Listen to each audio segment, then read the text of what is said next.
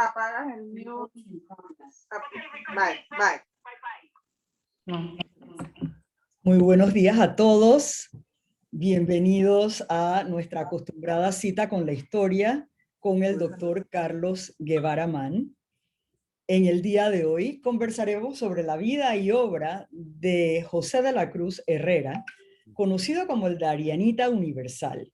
¿Y quién mejor que él, que la periodista y poeta Lilmaría Herrera, para acompañar a Carlos, para ilustrarnos sobre este distinguido panameño? Lil tiene algún problema con su video, Carlos. Carlos, ¿me escuchas? Sí. ¿Estás tratando de resolverlo? Estás en mute. Estaba mirando los mensajes de Lil y viendo a ver, pero bueno, creo que se nos podrá sumar por lo menos por el audio y ya eso es un gran valor añadido. Así es que eso me complace mientras puede resolver la parte visual, si es posible, pero con que esté con nosotros, con que nos escuche y que pueda participar, que pueda aportar sus interesantes añadiduras a esta charla, pues yo me siento muy complacido. Pues sí, Carlos, no sé si quieres darle la bienvenida a las personas que nos acompañan hoy. Como ya es nuestra costumbre, veo a varias personas de la familia Herrera, a quienes saludo con mucho aprecio, varios descendientes del doctor José de la Cruz Herrera. Algunos no he tenido la oportunidad de conocerlos personalmente, pero de todas maneras les doy mi grato saludo. Veo allí al lado mío precisamente a Laura y a Cora, a ellas las saludo con mucho aprecio. Bisnieta y nieta respectivamente del doctor José de la Cruz Herrera. Otros familiares que se unen desde otras partes, y por supuesto me encanta saludar a personas que normalmente asisten a estas charlas, como nuestra muy querida Elena Salvat, quien también tiene procede de una raigambre de intelectualidad y de aprecio por lo hermoso, por lo bello, así que un gran saludo para Elena. Buenos días, Elena. Alberto Guerra, abogado que siempre nos acompaña, saludos, Alberto. Ceci Salvador, compañera de la tertulia literaria, que hace una obra cultural tan importante, y también de nuestro comité de biblioteca en el Club Unión, que tenemos una gran programación por delante en el segundo semestre de 2020, que ya tendrán conocimiento de ello porque las charlas serán por Zoom también.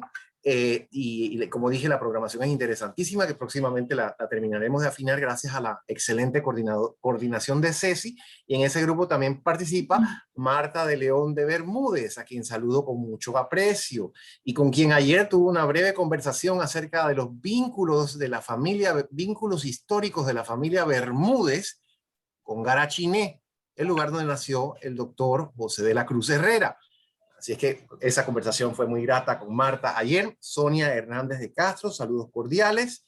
Está también nuestra muy querida Ruth Yeager, gran psicóloga de muchos años de servicio en el Ministerio de Educación, una persona con una lucidez, una clarividencia y una sensibilidad verdaderamente admirables que muchas veces se nos unen. Así que son algunas personas que veo en la pantalla. Ahora veo que has puesto el mapa con la localización de Garachiné y la provincia del Darién en el territorio nacional. Así que a otras personas que se nos han añadido, los saludo con mucho aprecio y mucho agradecimiento por habernos sintonizado, haber preferido sintonizarnos a nosotros hoy antes que a la Asamblea Nacional, que hoy inicia su periodo de sesiones. Y seguramente para algunos esa sesión inicial del día de hoy va a estar más entretenida que la charla que les hemos planeado para hoy, que les ofrecemos hoy. Para otros quizás esto sea un poquito más, digamos, estimulante y moralizante que el espectáculo que está por escenificarse o se está escenificando en estos momentos en la Asamblea Nacional.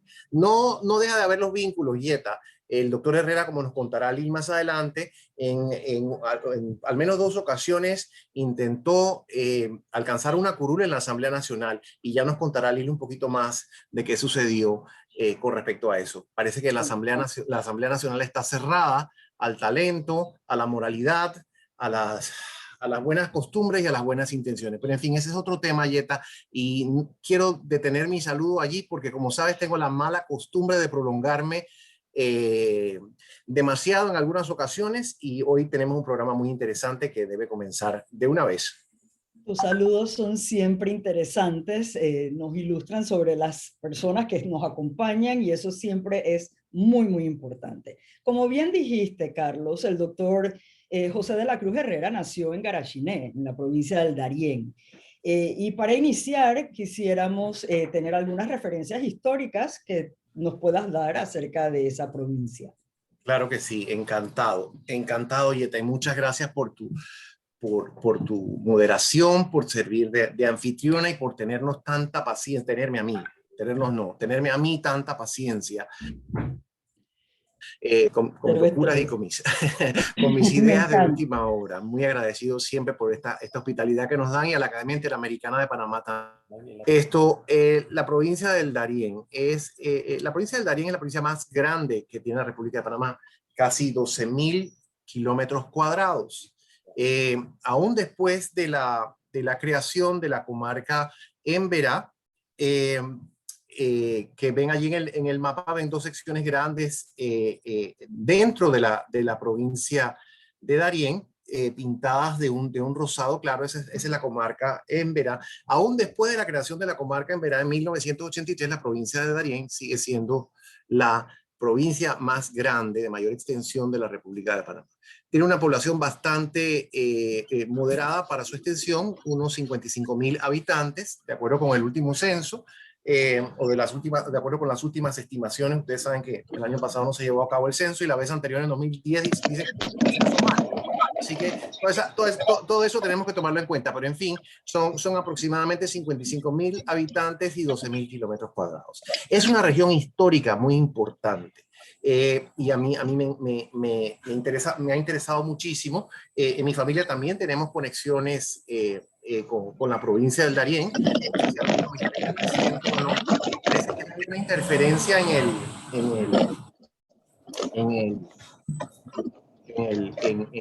audio, Yeta, me parece. Les recordamos a todos, por favor, mantener sus micrófonos en silencio para poder escuchar a Carlos de una mejor forma. Dale, Carlos, ya. Gracias, continúo, gracias. Una provincia con la que tenemos conexiones familiares, no sé si habrá algún familiar aquí, pero mi bisabuelo, por parte de mi mamá, tuvo una propiedad, un ingenio de azúcar en el Darién hace más de 100 años, y desde entonces hemos estado conectados a esa provincia, lo cual es algo que yo recibí como una herencia familiar muy interesante, muy importante y muy valiosa, y me ha conectado a este mundo maravilloso que es la provincia del Darién, donde nació el doctor Herrera, como dije, en 1876, en el poblado de Garachiné. Bien, algunas referencias muy, muy básicas y elementales sobre la provincia del Darién. Fue la región del Darién, no hablar tanto ya de la provincia, que como dije, es un área geográfica de 55.000 kilómetros cuadrados. La región del Darién. La región del Darién es un concepto mucho más amplio, un concepto histórico en primer lugar, que se remonta a la dominación española y que abarca este Darién legendario, Darién histórico, Darién imaginario, abarca desde el río Bayano hasta el río Atrato. Esa es la extensión del Darién histórico. Durante la dominación española, la tierra efectivamente, el terreno efectivamente ocupado por los españoles, donde los españoles podían decir que tenían alguna presencia, terminaba en Chepo. Y después, un poquito más al este de Chepo está el río Bayano. Y desde el río Bayano hasta el río Atrato en Colombia, toda esa sección era considerada el Darién histórico. El límite histórico entre Panamá y Colombia, esto no lo podemos olvidar, estaba en el río Atrato. Y esto desde el tiempo de las capitulaciones de Ojeda y Nicuesa a principios del siglo XVI. Cuando Ojeda y Nicuesa, ambos conquistadores, hicieron la solicitud a la corona española, el rey dividió el territorio a partir del río Atrato. La sección oriental se fue denominada Nueva Andalucía, que es lo que eventualmente constituyó el nuevo Reino de Granada y en la actualidad constituye la República de Colombia, y la parte occidental se la denominó Castilla del Oro, que eventualmente recibió el nombre de Panamá, y esa porción específica entre el río Atrato y el río Guayano, Darién, ¿no? Es el Darién histórico. El Darién actual es mucho más circunscrito, su territorio menor. ¿Qué pasó con todo ese territorio desde el río Atrato hasta la frontera imaginaria? Bueno, no es una frontera real, efectivamente, pero la línea es una línea imaginaria, una línea geográfica que existe hoy que divide ambos estados. Bueno, esa es otra historia que quizás en algún momento podamos tocar, pero básicamente en 1855 el Congreso de Colombia pasó una ley que movió el límite histórico del río Atrato hacia el noroeste, y allí perdimos una cantidad apreciable de territorio desde 1855. Después, en el siglo XX, un tratado firmado entre Estados Unidos y Colombia en 1914 formalizó esos límites, y Panamá no tuvo ninguna participación en ese evento, lo cual, como dije, es otra historia. Pero en fin, quiero hablarles acerca del Darién histórico. El Darién histórico, que comprende esta enorme región. Esta región no estaba deshabitada a la llegada de los españoles, y esto es muy interesante, porque la idea que tenemos del Darién inclusive hoy es que es un lugar deshabitado, que era una selva impenetrable, que solamente ahora, con el influjo de colonos desde el interior, los llamados colonos del interior, o con el influjo de migrantes, ahora que los migrantes están en la palestra, que los migrantes los migrantes irregulares, extracontinentales, muchos de ellos que pasan de Colombia a Panamá, están en la noticia. Pensamos que es ahora que hay una población en Darién y que antes no había, que antes es una selva impenetrable. Esa es la idea que existe, pero lo cierto es que a la llegada de los españoles, y esto lo indican los textos históricos, hay un punto muy interesante, sumamente interesante. Me refiero a la obra del doctor Alfredo Castillero Calvo y otros historiadores. Había una población indígena muy importante y apreciable en el Darién. O sea que el paisaje del Darién no era un paisaje selvático impenetrable como le da ahora. Tanto es así que Balboa pudo cruzarlo, se demoró como un mes en cruzar desde Santa María de la Antigua hasta el Golfo de San Miguel, pero pudo hacerlo. Si hubiera sido una selva impenetrable, le hubiera sido difícil. Entonces, había una población indígena importante, pero esta población indígena que pertenecía a una cultura que ha sido identificada con el nombre de la cultura cueva. Esa cultura cueva, esa población indígena afiliada a la cultura cueva, desapareció a partir del contacto con los europeos. Sobre todo a partir del contagio con enfermedades, así como ahora tenemos el coronavirus, que ha causado estragos en la población porque mucha gente no tenía inmunidad. Asimismo sucedió en aquella época, y bueno, esto no solamente pasó en Panamá, pasó en toda América. El descenso demográfico a partir del contacto europeo fue una de las catástrofes más grandes de la historia de la humanidad, y eso lo tuvimos en Panamá. La población cueva desapareció, la cultura cueva desapareció, y entonces allí fue que nos explica Castillero Calvo y otros que la selva comenzó a retomar el paisaje. Entonces, en los años posteriores hubo penetración de grupos humanos. Por una parte, tribus procedentes de Sudamérica, como son los Cunas, los Emberás y los Bounán, penetraron en territorio lo que actualmente consideraremos territorio panameño, penetraron en el Darién, pues procedentes de Sudamérica, y se fueron asentando sobre todo en las selvas y en las márgenes de los ríos. Los Cunas eventualmente siguieron adelante hasta San Blas y a las islas, pero todavía hay comunidades Cunas en la selva darienita y en la selva de la provincia de Panamá. También muy importante, sobre todo en las márgenes de los ríos y en las costas, y esto tiene que ver con Garachiné, se asentaron afrodescendientes, grupos importantes de afrodescendientes, muchos de ellos procedentes de la actual Colombia también. Recuerden ustedes que la parte del Cauca, el Valle del Cauca y el departamento del Cauca en la actual Colombia eran lugares de plantaciones azucareras, entre otras. Tenían una economía de plantación basada en el trabajo de esclavos, y muchos de estos esclavos huyeron, los llamados cimarrones. También había esclavos en Panamá en otra parte, pero a un mayor número en Colombia. Entonces, muchos de estos esclavos que huyeron se asentaron en el Darién y en otras partes, por ejemplo en Chepo, Chimán, pero sobre todo en Darién. Entonces, las comunidades raizales darienitas, además de indígenas, que, que eran un grupo minoritario eventualmente después de su extinción, las comunidades raizales darienitas son afrodescendientes. Y eso es un aspecto muy interesante. Y esa es la característica de Garachiné también. Garachiné es un pueblo o una localidad básicamente de afrodescendientes. Evidentemente eso ha cambiado en años recientes, pero era tradicionalmente una comunidad de afrodescendientes. ¿Cuándo surgió Garachiné? Bueno, Garachiné, como nos mostró Yeta en el mapa, estaba sentada sobre el Golfo de San Miguel, en la llamada Ensenada de Garachiné. Estuve yo allá una vez, es muy interesante. Hay un libro interesantísimo de Teodoro Méndez, del profesor Teodoro Méndez, un gran maestro darienita, el Darién Imagen y Proyecciones.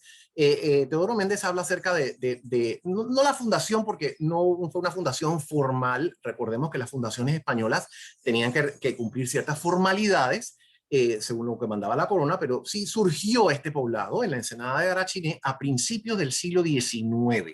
Dice que después de 1803 y antes de la independencia surgió este poblado llamado Garachiné.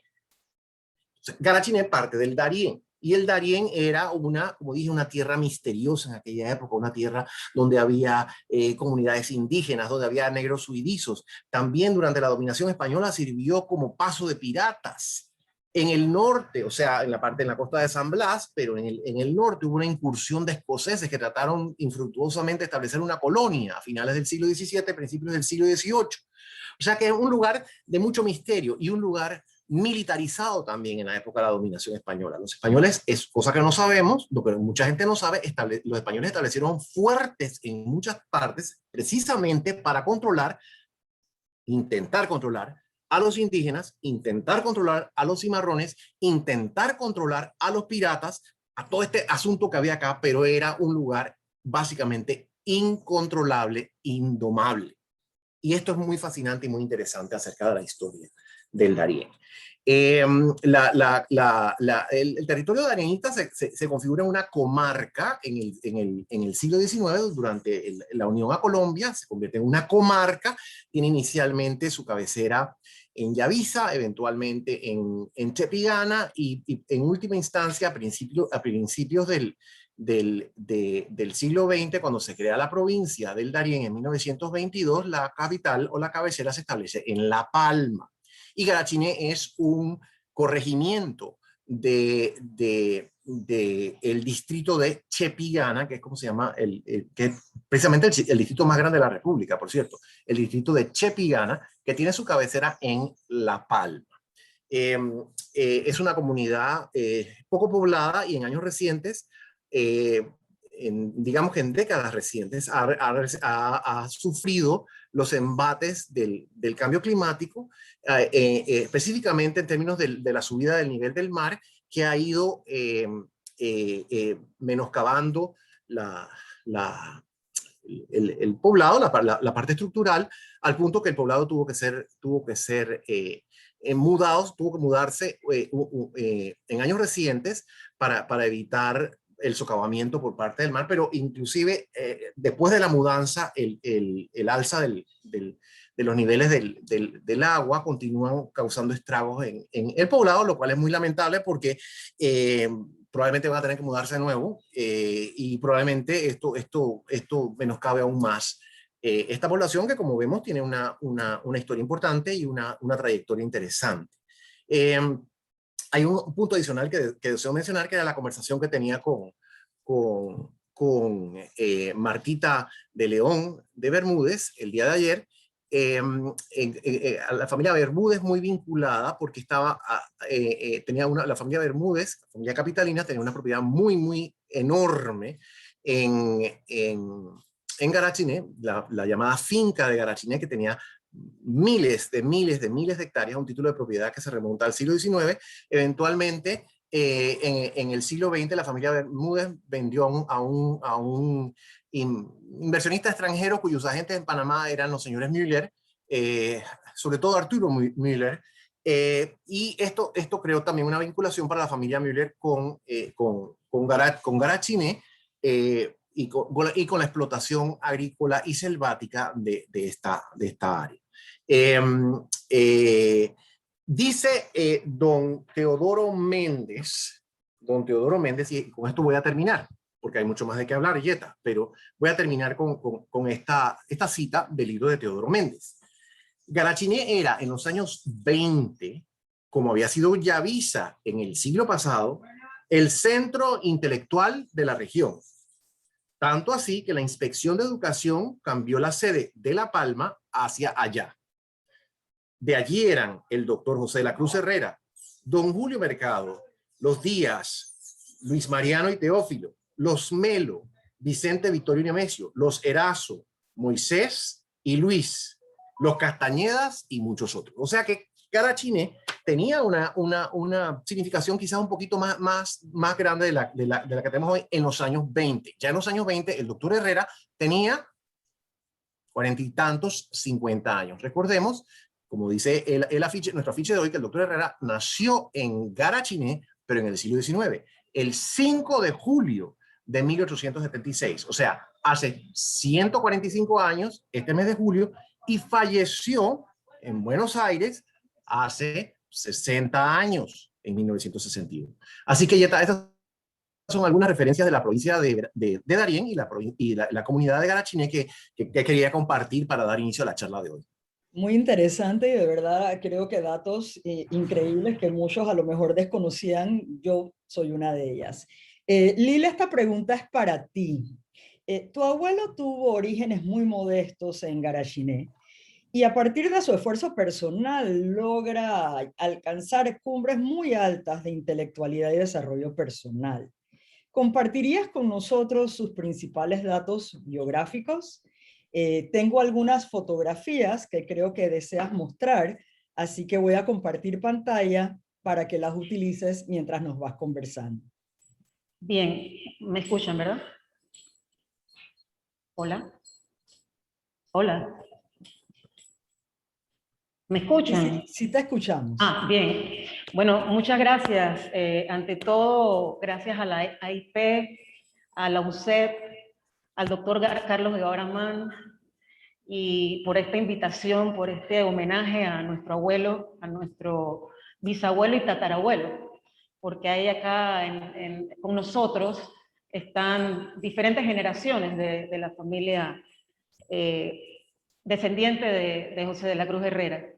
Yo quisiera tomar unos segundos nada más para reiterarle a Mrs. Seymalo, que así era que le llamábamos en el colegio episcopal, mi cariño, mi respeto, mi admiración y en un abrazo todos los recuerdos de las sumas y las restas, de aquellos símbolos tan para mí detestables en ese momento de álgebra, pero que después yo incluso fui tutora de álgebra a los 18 años. Así que para Maui, un abrazo muy grande. Muchísimas gracias por esas palabras. Ella está presente en la reunión, pero no sé si está con su micrófono abierto, pero estoy segura que se emocionará muchísimo al saber que le dedicaste unas palabras. Claro que sí.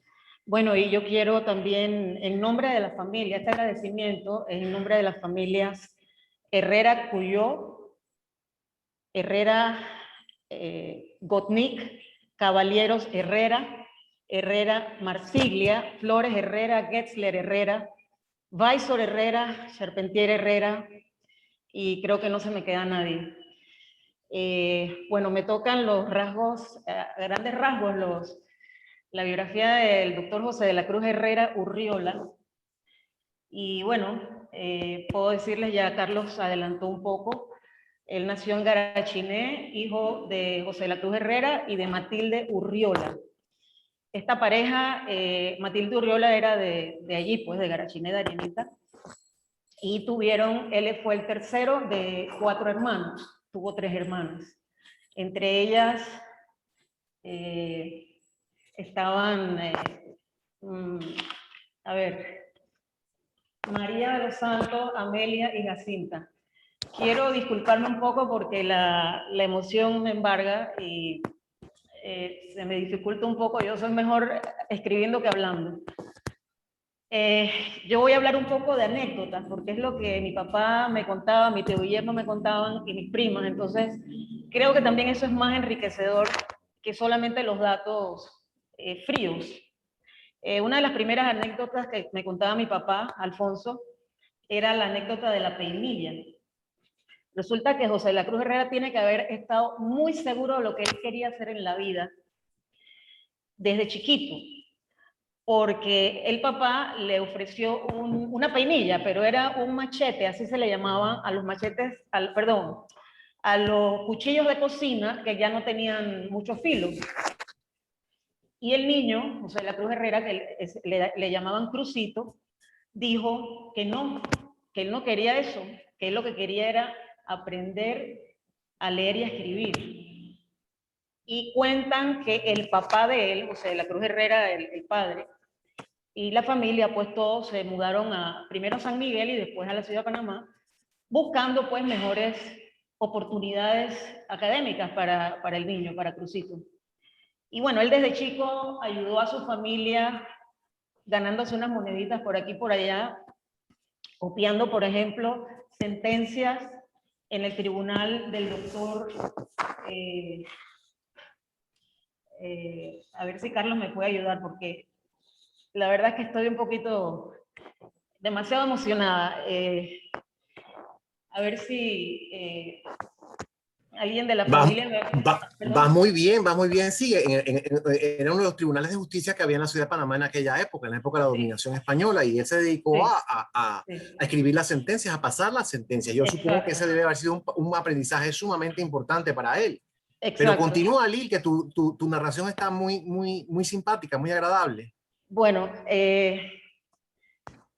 entonces de allí pues él siguió aprendiendo, estuvo en el colegio dirigido por el doctor Abel Bravo, del cual después, muchos años después, él escribe uno de sus mejores discursos, considerado de sus mejores discursos del doctor José de la Cruz Herrera, el discurso sobre la vida pues, y la trayectoria de Abel Bravo.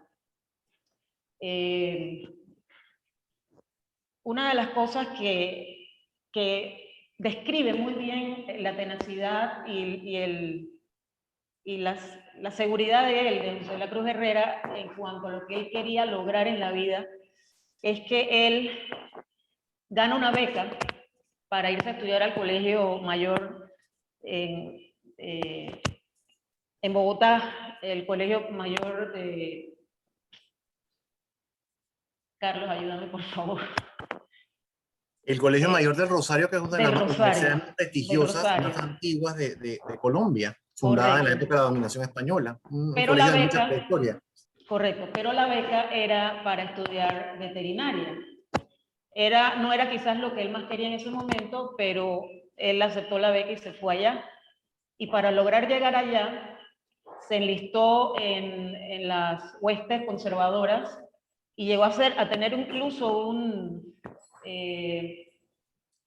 rango militar, comandante, que hoy sería más o menos como el rango de mayor.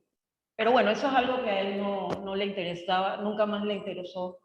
Y cuando llega a Bogotá, estudia filosofía, letras. Yo no sé en qué momento tuvo él tiempo para aprender los 8 idiomas que él manejaba a la perfección. Pero bueno, se gradúa y conoce a mi abuela, Cora Franco de Herrera, y regresan a Panamá pues, a instalarse. Y un par de años después de eso, con medios propios, medios económicos propios, se van a Londres, donde él funge como profesor de lenguas, y me contaba mi papá que en la puerta de su oficina, porque él trabaja en una oficina de traductores, ponía, el letrero decía, aquí se enseña a hablar inglés. O sea, este Darienita que va a Londres y pone, porque estaba seguro de lo que él hacía y lo que sabía hacer, aquí se enseña a hablar inglés. Luego de eso, bueno, sus 3 primeros hijos nacen en Londres, pero al año siguiente, estamos hablando de 1909, si no me equivoco, 1910, el gobierno panameño lo invita a regresar a Panamá para que forme parte del plantel de los profesores del Instituto Nacional. Y es entonces cuando él se desarrolla más aún como profesor de latín, de griego, de español, y no solo en el Instituto Nacional, sino como tutor, clases privadas y en otros colegios. Particularmente había un colegio de las señoritas, y entonces, bueno, sigue su labor. Lo que más a él le encantaba era la investigación, estudiar, escribir, y por eso se habla de polígrafo, porque él escribía poesía, historia, crónicas, escribía artículos de opinión, y entonces también en la parte de política, bueno, como dijo Carlos, él llegó a aspirar a un cargo de política en Panamá, aspiró a una curul de legislador, de diputado, pues, y pues no ganó, porque de todas maneras en ese tiempo era muy difícil, estaba la política, digamos, concentrada pues en los conservadores, y eso fue en 1926, 24, una primera ocasión, y en el 28 nuevamente, y no logró no logró ser votado, pues, votado con V.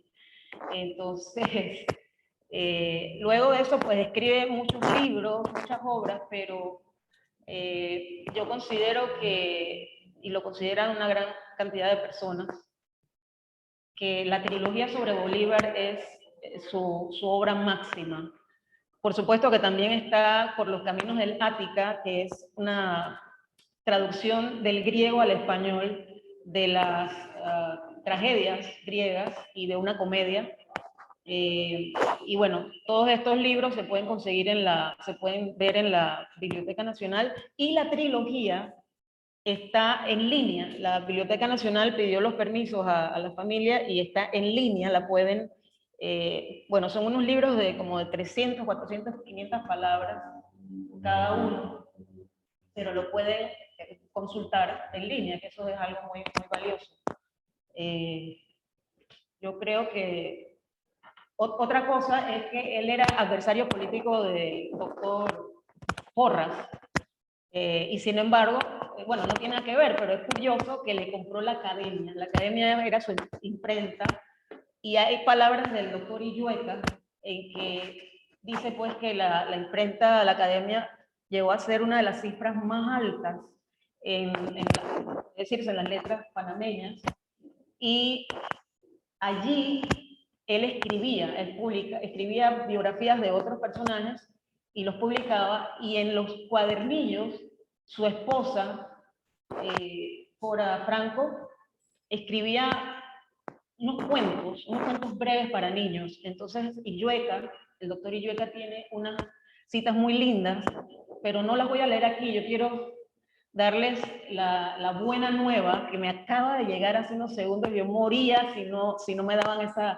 esa noticia, y es que al fin tenemos el sitio virtual, el portal virtual del doctor José de la Cruz Herrera, que gracias a el aporte de todos sus, principalmente nietos y la bisnieta Laura, hemos podido crear, construir entre todos, y ha quedado bastante completo. Siempre hay que agregar más cosas, pero muy lindo, porque además tiene unas secciones, las secciones pertinentes, traducidas al griego, por Danae Brugiati Busunis, que es una intelectual panameña del momento.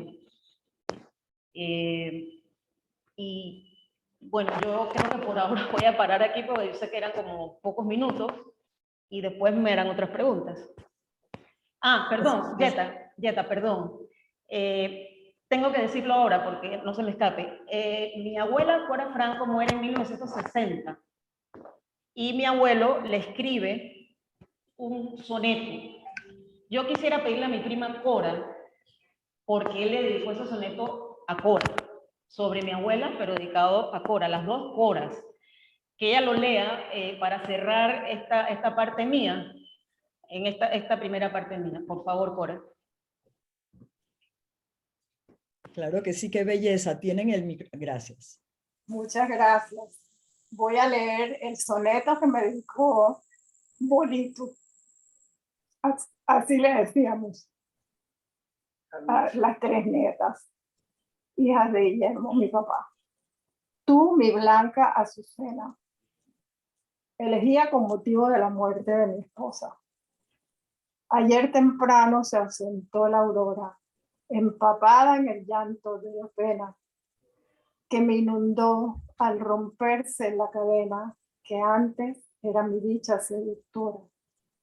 Y al retornar el alba miro ahora, con quieto corazón, mi alma serena, frente a mi nudo lecho, una azucena que mi doliente soledad decora.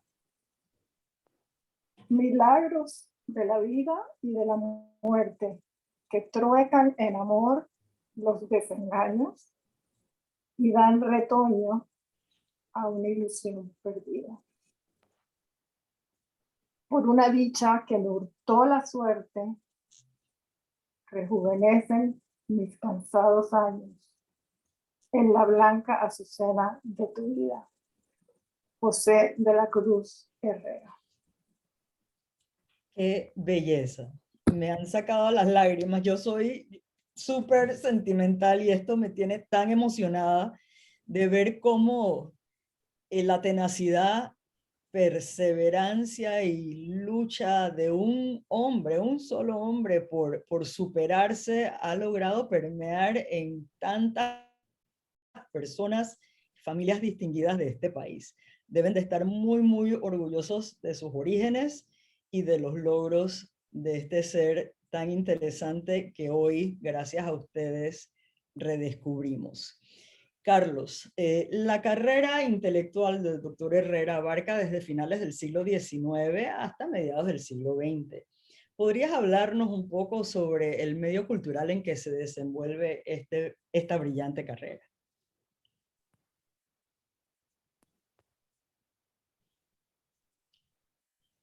Ahí estoy. Gracias. Muchas gracias, Yeta. Gracias a Cora por su recitación. Gracias a Lee por sus palabras tan bonitas. Por ahí veo a Nayansi también. Saludos a Nayansi, otra de las nietas del doctor Herrera. Muy complacido de que estén con nosotros. Esta pregunta, Yeta, me parece sumamente interesante. Y yo creo que una mirada profunda a la carrera del doctor Herrera, desde sus inicios en Garachiné hasta su desarrollo, evolución y hasta las cúspides a las que llegó, nos permiten atisbar precisamente eso que mencionas, el medio cultural, cómo era la vida, cómo era la vida cultural, no solo de Panamá, sino de América, o por lo menos del área circundante, del área nuestra. Había muchas conexiones importantes con Colombia, y eso es algo sumamente interesante. Recordemos que cuando nace el doctor Herrera, en 1876, Panamá era bueno, en ese momento era un estado soberano de Colombia, ¿no? En ese momento tenía un sistema federal, federal de gobierno, pero ese sistema terminó 9 años más tarde, en 1885, con la guerra civil que hubo ese año y el triunfo de la regeneración, y Panamá entonces pasó a ser un departamento de Colombia, cosa que nos gustó a los panameños,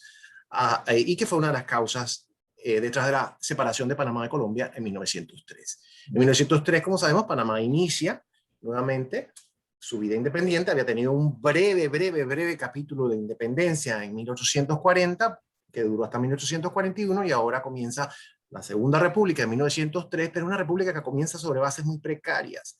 Hay una dependencia muy grande en Estados Unidos. Hay un nivel cultural muy bajo, un nivel educativo muy bajo. Se estima que el analfabetismo Yeta abarcaba a cerca del 90% de la población. Y Panamá tenía un grupo de personas que dirigían o que pretendían dirigir los destinos del país en situaciones sumamente difíciles. Tenían que hacer frente a la dominación estadounidense.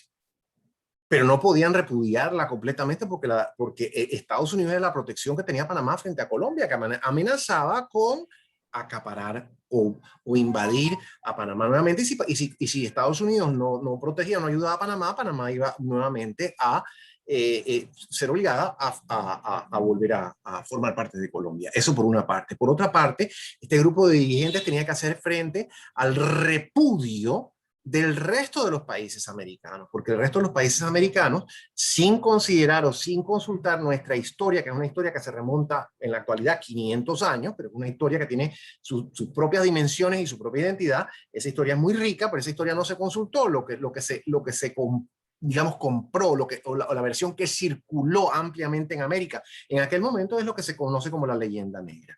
Una traición a Colombia de parte de los panameños y de parte de una infamia de parte de Estados Unidos. Esa es la versión que circuló y la versión que se hizo predominante en muchas capitales de América. Entonces Panamá tenía que hacer frente a eso. Y era un asunto muy duro. O sea, Panamá tuvo que entregarse prácticamente a Estados Unidos para poder sobrevivir, pero Estados Unidos nos subyugaba, nos dominaba, nos avasallaba, se metía en nuestros asuntos internos, nos pisoteaba, y el resto de los países americanos nos dieron la espalda, ¿cierto? Y internamente había que hacer frente, como dije antes, a unos niveles culturales sumamente precarios, una falta de educación impresionante, impactante, y además había que hacer frente a una tradición política, a una cultura política, digamos, bastante negativa, bastante primitiva, también una cultura política heredada de Colombia, y no quiero echarle la culpa a Colombia de todo lo malo que pasó acá, por supuesto que no, pero sí quiero decir que había muchas prácticas yo diría antidemocráticas, ¿no? Prácticas que atentan contra la democracia, que atentan contra la moral política, contra la moral pública, que se diseminaron con la actividad política en el siglo XIX y que se afianzaron en Panamá, se arraigaron en Panamá y que continuaron prosperando hasta nuestros días. Ese es otro tema. Pero si queremos ver algo sobre eso, nada más que tenemos que cambiar el canal y poner la Asamblea Nacional, ¿verdad? Entonces, había ese tipo de... ese era el ambiente que había en Panamá en este momento. Y ese es el ambiente al cual regresa el doctor José de la Cruz Herrera, como lo señala Lili. Venía después de haberse educado y formado académicamente en hoy es Universidad Nacional del Rosario. En aquel tiempo se llamaba Colegio Mayor del Rosario, como dije, una de las grandes instituciones educativas fundadas por los españoles en Bogotá.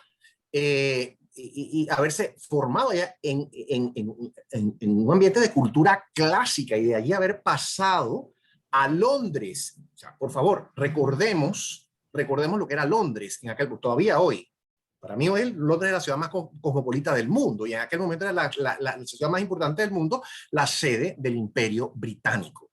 Entonces era un hombre que había ampliado sus horizontes intelectuales y culturales de una manera sorprendente, habiendo nacido y surgido en Garachiné y habiéndose educado en la ciudad de Panamá posteriormente, a finales del siglo XIX.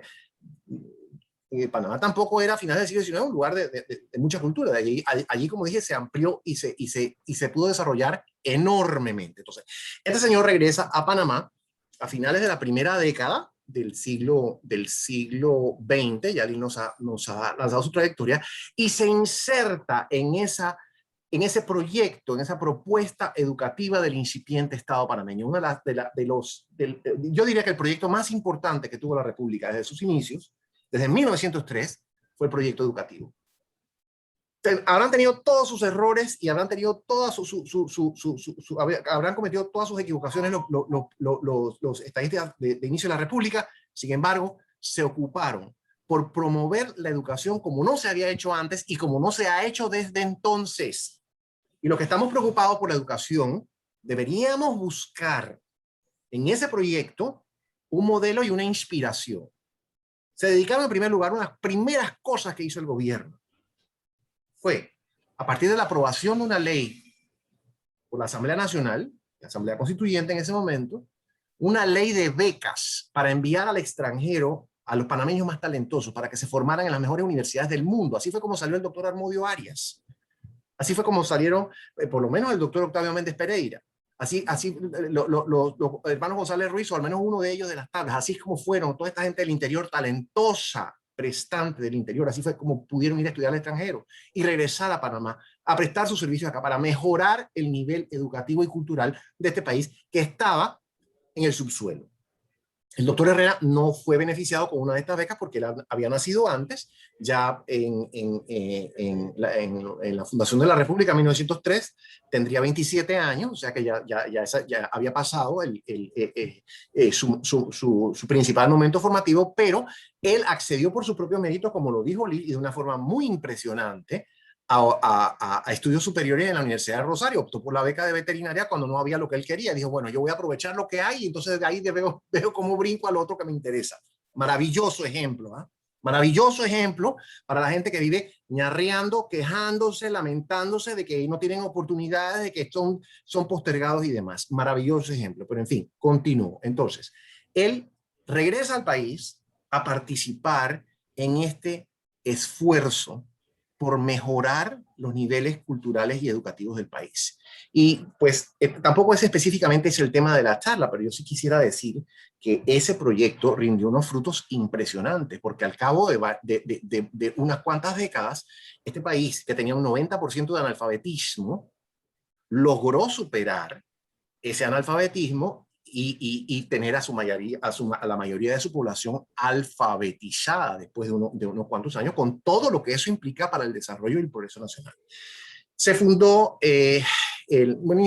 inicialmente el Estado recurrió, porque el primer gobierno era gobierno conservador, recordemos, el doctor Amador era conservador, lo mismo que el doctor José La Cruz Herrera, que era conservador. Las diferencias entre partidos eran muy importantes en ese momento.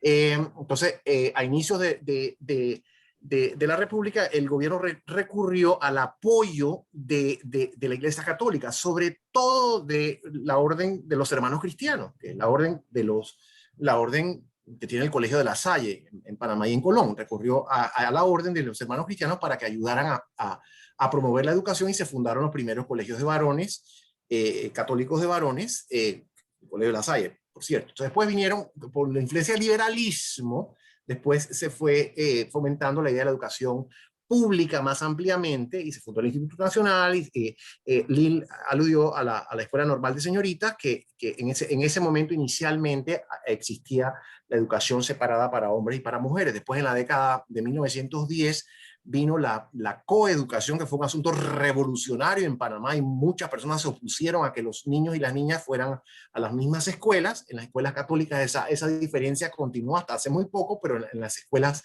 oficiales, en los planteles oficiales, esa coeducación se inició muy temprano, en la década de 1910, al amparo de las ideas liberales que propuso, entre otros, el doctor Belisario Porras, ¿no?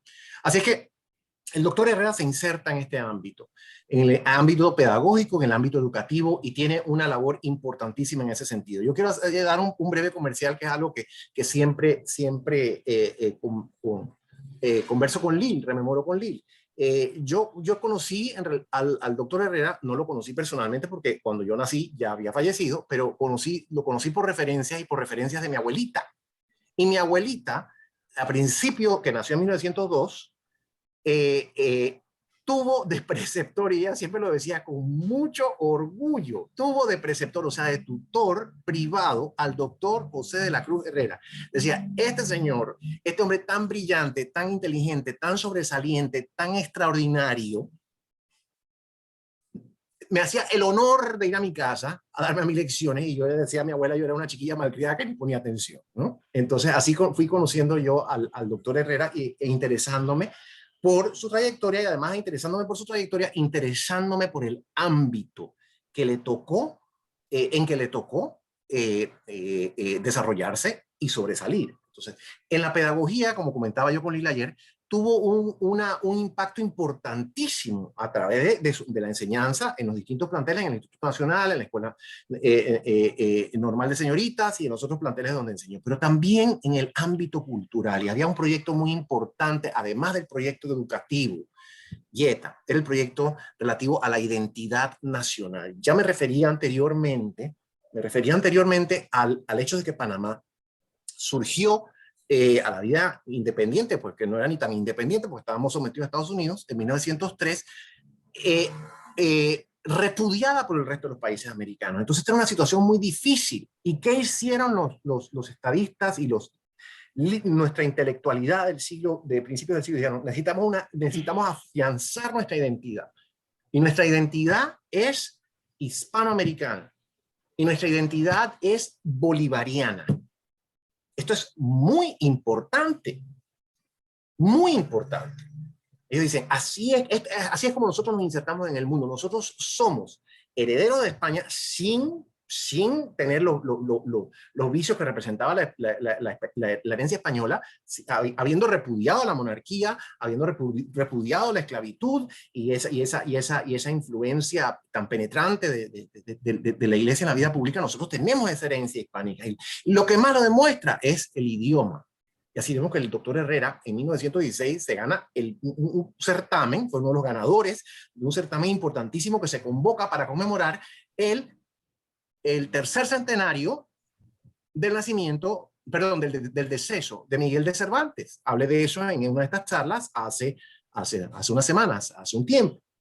Vemos que el doctor Herrera se interesa por la historia y forma parte inicialmente de la Academia Panameña de la Historia, que tristemente no funciona hoy. Eso es una tragedia increíble. La Academia Panameña de la Historia, que cumplió este año 100 años de fundación, no funciona, ¿no? Parte de ese proyecto para darle identidad al país. Formó parte de la Academia Panameña de la Lengua, fundada en 1926, que este año cumplió 95 años, y formó parte de la Sociedad Bolivariana, fue fundador de la Sociedad Bolivariana y presidente de la Sociedad Bolivariana en mucho tiempo. Entonces, nuestras tres principales sociedades culturales que forman parte de este proyecto para darle una identidad a un país que estaba asediado, por un lado por la hegemonía o la dominación estadounidense y por otra parte por la oposición de nuestros hermanos americanos. El doctor Herrera se une a este esfuerzo. A mí me impresiona muchísimo, me impresiona muchísimo todo esto. Esta es una gran labor que realizó, y la realizó sobre todo a partir de sus propios estudios, de su interés y de su curiosidad, como lo señalé yo en algún momento, una curiosidad insaciable, una curiosidad intelectual y cultural insaciable que lo llevó a dominar todos los idiomas que mencionó Lil, idiomas clásicos, el latín y el griego. Por Dios, ¿quién hablaba ni sabían ni sabemos todavía hablar español? ¿Quién iba a hablar latín y griego en ese momento? Por favor, ¿no? Quizás algún cura que viniera de España, pero ya nadie más que eso. Y el doctor Herrera, nacido en Garachiné, había dominado eso. Yo sé que se nos agota el tiempo, pero hay un aspecto muy interesante y es su apego bolivariano. Y aquí conecto yo ese aspecto del doctor Herrera a sus orígenes en el siglo XIX y sus orígenes durante el periodo de unión a Colombia. Dice una anécdota, según una anécdota, este apego bolivariano comenzó cuando era muy joven. Me parece que a los 8 años, estaría muy joven, se encontró con un texto maravilloso que para mí es el texto más lindo que tiene el libertador Simón Bolívar, que se llama Mi delirio sobre el Chimborazo. Es una prosa poética que escribió el libertador cuando ascendió al Chimborazo, el Cerro del Chimborazo en el Ecuador en 1822-23. Y es un texto bellísimo. Ojalá lo leería aquí, pero se nos acaba el tiempo. Ojalá, porque es algo de una hermosura espléndida. Entonces, yo sí exhorto a los que están aquí presentes a que después de la charla vayan y busquen este texto que es lindísimo, y el doctor Herrera se lo memorizó siendo un niño a los 8 años. Dice la anécdota. Y esto marca su trayectoria de bolivariano, de su trayectoria bolivariana desde sus inicios, desde su temprana niñez. Y además de eso, por supuesto, nos indica su interés por la cultura clásica, por la belleza, por la estética, por todas estas cosas que tanta falta nos hacían y nos hacen falta todavía hoy. Y disculpa que me haya prolongado tanto, perdóname. No, un verdadero placer escucharte, Carlos. Esta pregunta es para ti y voy a unir las conclusiones con esta, Carlos, porque el tiempo sí es poco lo que nos queda. Lil, la obra de tu abuelo, no solo sus escritos, sino sus enseñanzas, discursos y ejemplo de vida, constituyen un legado precioso. ¿cómo sintetizarías tú esa herencia invaluable que nos dejó José de la Cruz Herrera? Y a ambos, a ti y a Carlos, para cerrar, ¿de qué manera creen ustedes que el doctor Herrera tiene vigencia y relevancia en nuestra actualidad? Lil. Bien. Resumirlo es imposible en unos cuantos minutos, pero yo creo que aquí lo que hay que resaltar es que él era un maestro de maestros. Él además dejó a Panamá muy en alto en los sitios, en los lugares intelectuales del resto del mundo, Argentina, Chile, Colombia, Brasil, España, y por supuesto en Panamá. Él llegó a decir que sus escritos, su obra sobre Bolívar era una tarea que él se había impuesto, no por su nombre, no por él, sino para poner a Panamá en el mapa de esos temas. Tenemos tantas anécdotas hermosas, una de ellas, de esa herencia sale su familia. 4 hijos, Hernando, Guillermo, Alfonso y Roberto. Los 4 educados en la casa, lo que hoy se conoce como homeschooling. Su esposa Cora era la subdirectora, de acuerdo con mi papá Alfonso, era la subdirectora de la escuelita. A las 5 de la mañana tenían que estar despiertos y de 5 a 6 eran las clases, y entonces el doctor José de la Cruz Herrera salía hacia el Instituto Nacional, hacia todas sus demás actividades. Y otra parte muy importante de la herencia, yo sé que mi familia, mis primas, quizás no, hay mucha, ¿cómo se dice?, modestia, y eso también se heredó de él, pero nosotros tenemos entre nuestros primas y sobrinos gente muy valiosa, empezando por Conchita Herrera de Caballeros. Ella fue de las primas la mayor y es la que en Argentina copiaba lo que mi abuelo le dictaba, o sea, ella copiaba las ideas, qué sé yo, los borradores de sus obras. Y ella actualmente vive en Estados Unidos, odontóloga de formación y maestra de odontólogos. Está Cora Herrera Gotnik, que es docente y lo lleva en la sangre así bien marcado, y también es ambientalista. Después tenemos a Yancy Herrera Weissor, que es una pionera de la terapia física en este país, de las primeras, y que estudió en Canadá, y además una diplomática de carrera. Tenemos también a Roberto Caballero Herrera, que no contento con haber estudiado la carrera de ingeniería, no recuerdo ahora mismo cuál puede ser civil, no recuerdo, porque su abuelo era ingeniero civil, Hernando. Estudió, después de sacar todos los honores más altos, estudió medicina, se especializó en oftalmología, y es otro de los miembros de la familia que tiene una fuerte dirección humanitaria. Y bueno, para cerrar voy a mencionar a Laura Flores Herrera, que es nuestra ex ministra de Estado y nuestra ex embajadora de Panamá ante las Naciones Unidas. Y no digo más porque yo sé que a ella no les gusta, pero yo creo que los genes marcaron bastante a la descendencia de José de la Cruz Herrera y de Cora Franco Herrera, y se ha visto en las trayectorias de cada quien. La otra pregunta, voy a pedirle a Carlos que la conteste y después la contesto yo. Yo voy a hacerlo muy brevemente, porque sé que tenemos muy poquito tiempo. Quiero referirme al legado. Además de la obra escrita del doctor José de la Cruz Herrera, que es impresionante, que abarca temas clásicos, tradujo del griego, escribió sobre el idioma, escribió sobre Bolívar, hizo toda una serie de publicaciones que no sé si han sido recopiladas o no, publicaciones periodísticas importantísimas sobre temas del momento, sobre asuntos de actualidad, porque además de dedicarse a la cultura clásica y a los temas históricos, se dedicaba a la actualidad. como bien lo ha explicado Liz María, además de todo lo que está escrito, que me alegra muchísimo que exista este portal donde puedan irse recopilando y divulgando estas obras. Además de todo eso, está el legado que como profesor, como maestro, como preceptor, dejó a tantas personas que tuvieron contacto con él. Y además de eso está el legado de su participación en este proyecto, en estos proyectos nacionales que mencioné.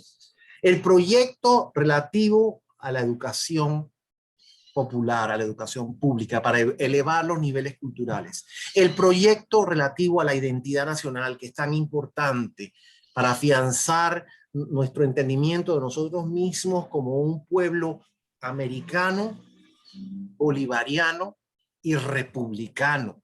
Esto es muy importante. Y sobre todo, Yeta, yo creo que está el modelo de superación personal, de cómo una persona que nació en una aldea selvática, remota, no quiero para nada desdeñar a Garachiné, porque es un lugar que a mí me interesa muchísimo, me parece lindo, pero evidentemente reconocemos que tenía grandes limitaciones, como las tiene hoy también. Entonces, una persona que nació en ese ambiente pudo alcanzar las cimas más altas de la intelectualidad. Yo diría que José de la Cruz Herrera es nuestro más grande humanista. Es una persona que las presentes generaciones no conocen. Yo quisiera que su obra se pudiera difundir más a través de los programas pedagógicos, a través de los programas educativos. Hay algunas obras públicas que llevan su nombre. La carretera al Darién tiene al principio, ahí en donde está el hotel, ¿cómo se llama el hotel ese? Ahí cuando comienza la carretera, donde está ese hotel, ahí hay un busto de él. También hay una avenida, la avenida donde está el hospital de Paitilla, se llama José de la Cruz Herrera, pero nadie le dice así. Hay un busto de José de la Cruz Herrera debajo de ese puente que se está cayendo supuestamente, ¿no? Ahí hay un busto olvidado, metido ahí entre ese hormigón y esa cosa fea. Hay un busto al doctor Herrera. Y en la Universidad Católica también hay un busto del doctor Herrera y una medalla que se ha instituido en su honor. Todas estas cosas existen, pero hay que recuperarlas y ponerlas en valor. ¿Y ponerlas en valor para qué, Yeta? Precisamente, además de para conocer los proyectos en los que participó, para inspirarnos en ese modelo de superación personal, que es lo que a mí más me llama la atención. De una persona que habiendo nacido, habiéndose originado en circunstancias bastante limitadas, alcanzó unas cimas de erudición y de desarrollo intelectual que ninguno de nosotros en la actualidad ha podido alcanzar, con muchas mejores circunstancias. Así que así lo resumiría yo, Yeta.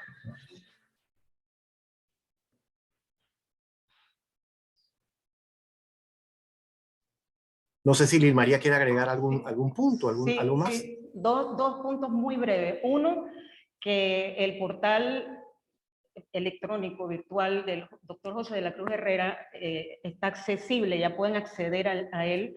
Es muy sencillo, www.josedelacruzherreraurriola, todo junto y en minúscula, .website. josedelacruzherreraurriola.website. Y como decías tú, Carlos, no se conoce mucho de él, pero con este esfuerzo de la familia está disponible. Ahí está el delirio al Chimborazo, ahí están los libros que pueden acceder en línea, las fotografías que todos han aportado. Bueno, yo creo que es un avance y tratar que los gobiernos y los diferentes distritos y de Chipegana sobre todo, que tienen una página, ellos también en internet puedan hacer un enlace. Y bueno, lo otro, quería terminar, tú me pusiste una tarea,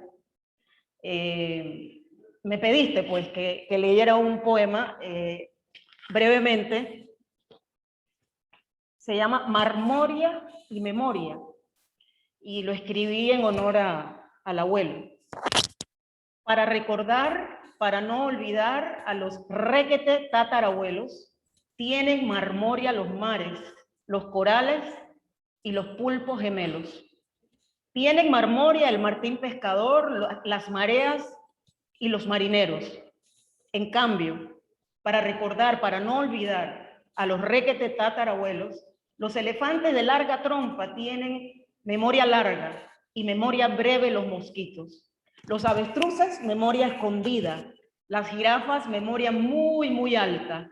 Los ornitorrincos, memoria mixta, y memoria plana, los planarachas. La memoria no olvida que tiene casa en los troncos de los árboles abuelos.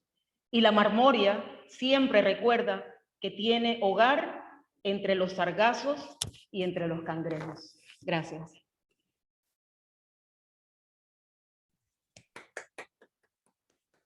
Qué belleza, de verdad. Les pido disculpas porque brevemente se cayó el internet y no pude conectarme. Gracias a Dios no se salieron ustedes, así que pudieron continuar con la reunión sin mayor problema.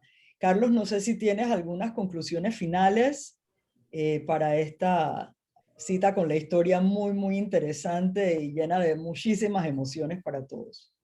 Pues después de aquellos versos tan hermosos que ha compartido con nosotros Lil María, yo creo que no hay mucho más que agregar. Solo una exhortación, primero que todo un agradecimiento a todos los que han estado con nosotros esta mañana. Saludé a algunos al principio, me gustaría saludar también a la profesora Rosa Aguirre, que nos acompaña con frecuencia. Quisiera saludar también a Sonia Hernández, al ingeniero Juan Cardona, a Cecilia Díaz, a tantas personas, a Mónica Guerrero, por supuesto, compañera de la tertulia literaria, personas que se interesan tanto por la cultura, se interesan tanto por la literatura, ámbitos de acción importantes del doctor José de la Cruz Herrera. Así que la saludo con mucho cariño, los saludo con mucho aprecio, les agradezco su presencia. A Lil María, por supuesto, su participación que ha enriquecido tanto esta jornada, esta sesión de hoy en la que hemos trabajado ella y yo. Trabajar no es la palabra, pero que hemos compartido varias conversaciones a lo largo de los días que han sido tan enriquecedoras para nosotros y sobre todo pienso yo, Yeta, que han sido experiencias de elevación personal, elevación intelectual, elevación cultural, elevación espiritual. Cuando vemos a nuestro alrededor tantas experiencias, tantos sucesos, tantas cosas que nos desagradan, circunstancias que nos deprimen, que nos oprimen, que nos frustran, yo creo que debemos recurrir a la cultura. Yo creo que esa es otra gran lección del doctor Herrera. En la cultura y en la cultura universal tenemos tantas fuentes para nutrirnos, para elevarnos, para empinarnos por encima de toda esa podredumbre y de todo lo básico, lo elemental, lo primitivo. Me gusta esa enseñanza que siento yo que he podido adquirir y de la mano de Lil María en la preparación de esta charla y sobre todo enfocándonos y reflexionando sobre la trayectoria, la carrera y el desenvolvimiento de, como dije yo antes, nuestro principal humanista, el doctor José de la Cruz Herrera, nacido hace 145 años, este mes de julio, en Garachiné, provincia de Darién.